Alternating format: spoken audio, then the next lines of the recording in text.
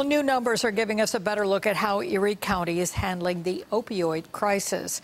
County officials say overdose deaths went down last year, and we now have something to compare that to. News 4's Chris Orvadets is breaking down the numbers for us. Chris? Jackie, when Erie County officials shared those numbers, it gave a lot of people some hope.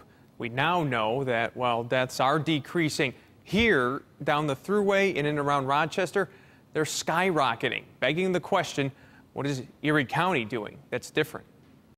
I think we're doing better than some of the other counties. Every day, Avi Israel comes to work in Buffalo trying to drive out the opioid crisis.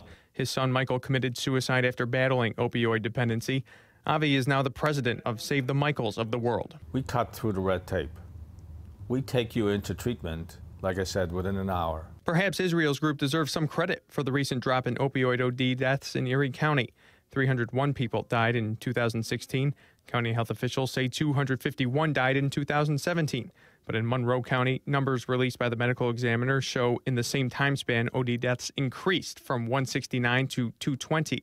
While Erie County still had more deaths overall, numbers suggest it's moving in the right direction here. Why is it dropping in Erie County and going up everywhere else? It's a good question to maybe ask the health commissioner. Most places in the United States, including in New York State, are seeing increases. Commissioner Dr. Gail Burstein says the Erie County Opioid Task Force deserves a lot of the credit for Erie County's decreasing numbers. She also says so far, numbers are trending downward in 2018 as well. We started early on the game, much earlier than other areas. And so, again, we started to see this problem at the end of 2015.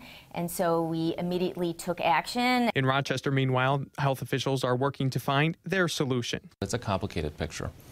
Treatment for addiction is very different than preventing overdoses. I would like to think that maybe they would want to come down here and see what works here in Erie County and maybe duplicate that.